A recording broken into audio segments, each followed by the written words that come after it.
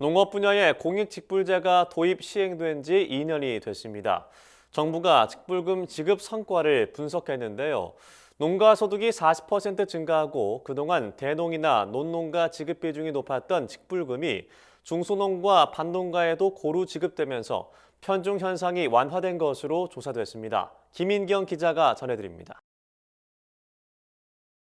공익직불제 도입으로 농가 소득이 40% 가까이 증가한 것으로 조사됐습니다. 농업활동을 통해 환경보전, 농촌 공동체 유지 등 농업의 공익적 기능을 증진하는 농업인에게 정부가 보조금을 지원하는 제도 공익직불제는 지난해 5월 시행됐습니다. 시행 2년째를 맞아 농림축산식품부가 한국농촌경제연구원, 한국농업경제학회와 함께 공익직불금 지급 성과를 분석했는데 눈에 띄는 결과가 나왔습니다.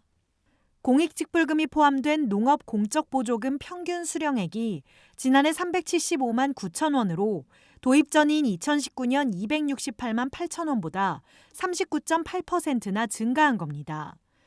농식품부는 공익직불제 도입으로 직불금 지급액이 농가당 94만 원 증가한 것이 주요 원인이라고 풀이했습니다.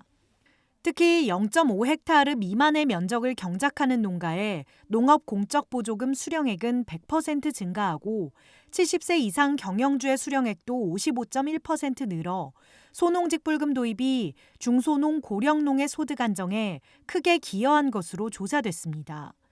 공익직불제 도입 당시 정책 목표 가운데 하나였던 기존 직불금의 대농 편중, 논농가 편중 현상도 완화된 것으로 나타났습니다.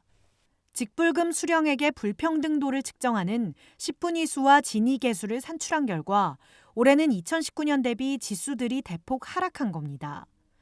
또 올해 0.5헥타르 이하의 면적을 경작하는 소농에 지급되는 직불금 비중은 24.2%로 공익직불제 도입 전 10.6%보다 13.6%포인트 오른 것으로 조사됐고 6헥타르 초과 면적을 경작하는 대농에 지급되는 직불금 비중은 14.8%로 2019년 대비 4.7%포인트 떨어진 것도 이를 뒷받침합니다.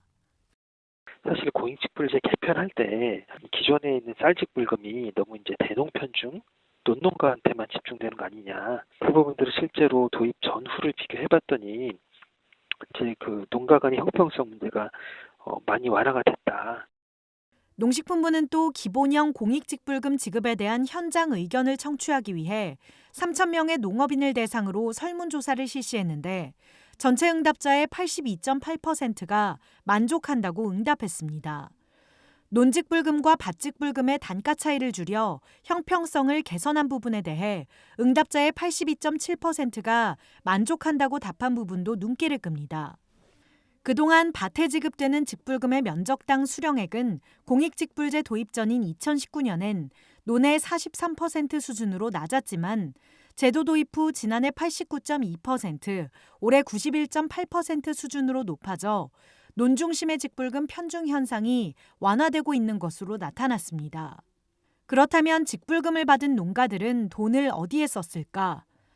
농가를 대상으로 수령한 직불금의 사용 용도를 조사한 결과 농자재를 구입하거나 영농시설에 투자하는 등 영농활동에 사용했다는 응답이 70.6%로 가장 많았고 식료품 구입 등 생활비가 26.7%, 저축, 문화생활 등이 2.8%로 뒤를 이었습니다.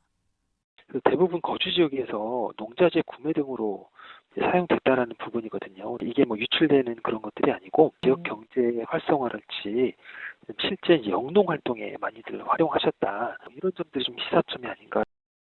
농식품부는 이달까지 올해 기본형 선택형 공익직불금 지급을 마칠 계획이라고 밝혔습니다. 2022년도 기본형 공익직불금 신청 접수는 내년 4월부터 시작될 예정입니다. NBS 김인경입니다.